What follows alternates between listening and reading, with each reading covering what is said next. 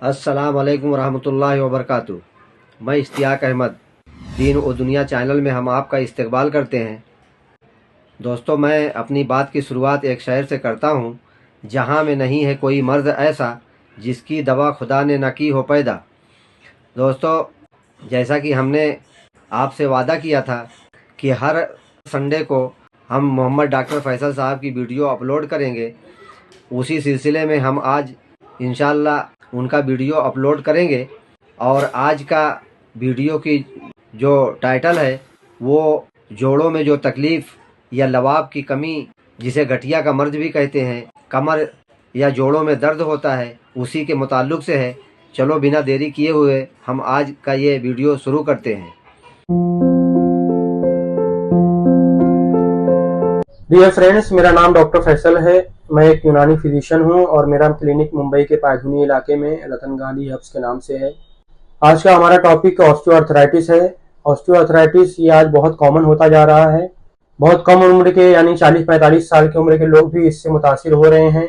Osteoarthritis किसे कहते हैं, इस मर्ज के असबाब, इसकी अलामात, इससे बचने के लिए एहतियाती तदाबीर और इस मर्ज का क्या यूनानी इलाज है, आज सब हम इस वीडियो में डिस्कस करने वाले हैं। इस वीडियो का जो सबसे अहम पार्ट है वो ऑस्टियोआर्थराइटिस का इलाज का पार्ट है। यानी इस मर्ज में इलाज के सिलसिले में मैं आप लोगों से 3 नुस्खे डिस्कस करने वाला हूं। तो आइए इस वीडियो को शुरू करते हैं। दोस्तों, ऑस्टियोआर्थराइटिस ये एक बहुत ही कॉमन जॉइंट डिसऑर्डर है। हमारे जिस्म में 2 हड्डियों के बीच में एक प्रोटेक्टिव लेयर होती है जिसे कार्टिलेज कहा जाता है। ये कार्टिलेज 2 हड्डियों के बीच में कुशन यानी गादी का काम अंजाम देती है और दोनों हड्डियों की आपस में रगड़ से हिफाजत करती है।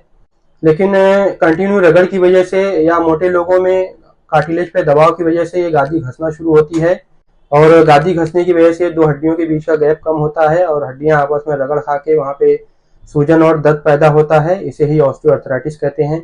वैसे तो यह मर्ज जिसमें ज्वाइंट के किसी भी हिस्से को मुतासिर कर सकता है, मगर इसमें hip joint, knee joint, spine joint और हैंड ज्वाइंट बहुत ज्यादा कॉमन है। इस मर्ज के असबाब में पहले नंबर पर है एज फैक्टर। बहुत ज्यादा उम्र होने के बाद बॉडी में डिजेनरेटिव चेंजेस की वजह से ये मर्ज लाहक हो सकता है। दूसरे ओबेसिटी, मोटापे की वजह से हड्डियों पर और गादी पर दबाव की वजह से भी ये तकलीफ पैदा हो सकती है। और तीसरे नंबर पर है इंजरी या किसी मार या चोट की वजह से भी ये बीमारी पैदा हो सकती है। अब इस मर्ज में अलामात के तौर पर मकामी तौर पर दर्द और सूजन का पाया जाना बहुत ज्यादा कॉमन है। एहतियाती तदाबीर के तौर पर आपको कैल्शियम और प्रोटीन वाली डाइट इस्तेमाल करना है। अगर आपका वजन बहुत ज्यादा बढ़ा हुआ हो तो वजन कम करने की कोशिश करें। मोटापे के सिलसिले में मैंने एक वीडियो रिकॉर्ड की है, उसका लिंक डिस्क्रिप्शन बॉक्स में दे दिया है, वहां जा करके आप इस वीडियो को देख लीजिए।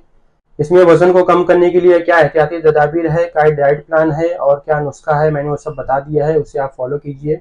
अब अगर इस मर्ज का पता हमें 40-45 साल की उम्र के आसपास लग जाए तो इस मर्ज का इलाज कर सकते हैं और इलाज मुमकिन होता है। लेकिन अगर उम्र बहुत ज्यादा हो, 50-55 के आसपास की उम्र में अगर इस मर्ज का पता चले तो इस उम्र में हड्डियां बहुत ज्यादा कमजोर हो चुकी होती हैं और मर्ज क्रोनिक स्टेज पर पहुंच चुका होता है। तो इस मर्ज में सिर्फ यूनानी दवाओं के इस्तेमाल से हम सिम्टम्स को रोक सकते हैं, दर्द और सूजन को कम कर सकते हैं और इस मर्ज को और ज्यादा आगे बढ़ने से रोका जा सकता है।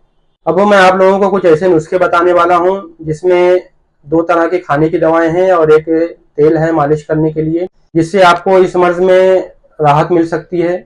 हमारे पहले नुस्खे में कुल 4 दवाएं शामिल हैं। पहले नंबर पर है सफेद मूसली, ये आपको 100 ग्राम लेना है। दूसरे नंबर पर है दिल्ली की सितावर, ये आपको 100 ग्राम लेना है। ये इसमें भी 2 क्वालिटी आती है, ये दिल्ली की सितावर के नाम से फेमस है। तीसरे नंबर पर है अजगर नागौरी, ये भी आपको 100 ग्राम लेना है। चौथे नंबर पर है मस्तगी रूमी, ये आपको अच्छी क्वालिटी की लेनी है और इसका वजन 50 ग्राम रहेगा। ये हमारा पहला नुस्खा मुकम्मल हो गया है। अब आइए दूसरे नुस्खे की तरफ चलते हैं। हमारे दूसरे नुस्खे में कुल 3 दवाएं शामिल हैं। इसमें पहले नंबर पर है सूरंजान शीरी, इसका वजन 100 ग्राम रहेगा। दूसरे नंबर पर है मुसब्बर यानी जिसे एलुआ भी कहते हैं, इसका वजन भी आपको 100 ग्राम लेना है। तीसरे नंबर पर है पोस हलीला जर्द काबुली, इसका वजन भी आपको 100 ग्राम लेना है। ये हमारा दूसरा नुस्खा भी मुकम्मल हो गया है। ये दोनों नुस्खे खाने के थे। अब आइए लगाने वाले तेल के नुस्खे की तरफ चलते हैं। हमारे ऑयल के नुस्खे में कुल 3 दवाएं शामिल हैं। पहले नंबर पर है ये सत पुदीना, जिसे मेंथोल भी कहते हैं, ये 100 ग्राम लेना है। दूसरे नंबर पर है सत अजवाइन यानी इसे थाइमोल भी कहते हैं, ये भी आपको 100 ग्राम लेना है। तीसरे नंबर पर है सत कापूर, इसे कैम्फर भी कहते हैं, ये भी आपको 100 ग्राम लेना है। दोस्तों आइए अब इन तीनों नुस्खों की तैयारी और तरीके इस्तेमाल के बारे में समझ लेते हैं। शुरू के जो 2 नुस्खे हैं उन्हें आप अलग अलग सफूप बना लीजिए और 00 साइज यानी 750 मिलीग्राम की कैप्सूल भर लीजिए। दोनों में से एक एक कैप्सूल सुबह नाश्ते के बाद और रात में खाना खाने के बाद गर्म पानी से इस्तेमाल करवाइए। और जो तीसरा नुस्खा है इसमें 3 दवाएं हैं, इन तीनों दवाओं को किसी बोतल में भर लीजिए।